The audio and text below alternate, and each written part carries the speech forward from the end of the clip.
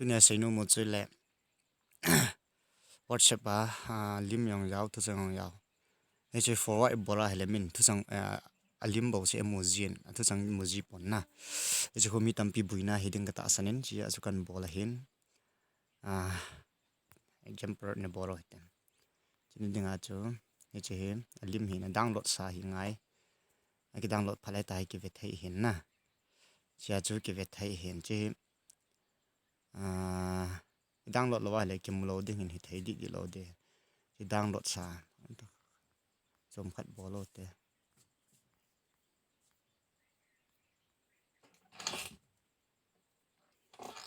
minister ne cha jing thanan to so de ta chi na bolo ten tai na download ma sat ngai ha download jo phat le group media hin lut le chen chi ma sa chi hi forward bol le chen mi khat ga that le chen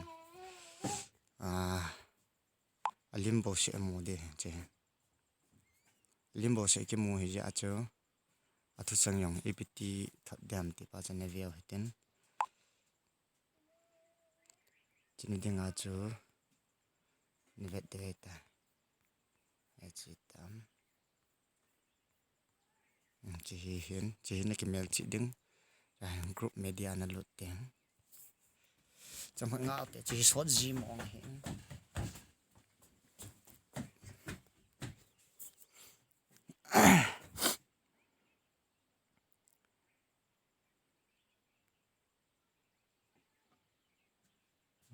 download lo wa chi thei lo hin download ma sak ngai te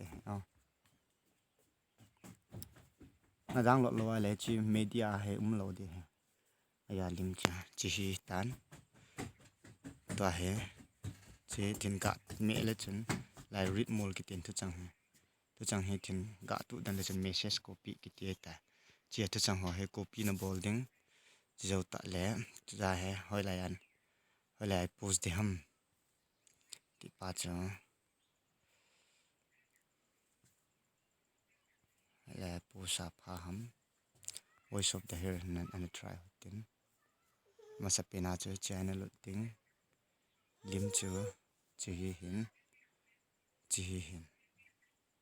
la do ding lai add caption he ta na me dan ding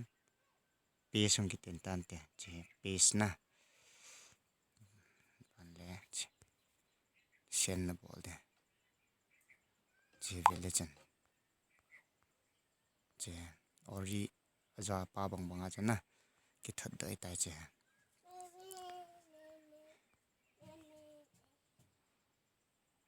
koi ta bang I have thim lo ma len comment vil lang video he hoi fa ya phacho minute ya la im bol lang subscribe ne bol pil lang khalan niang na son thei hi ti chu kan sa he ka ki pa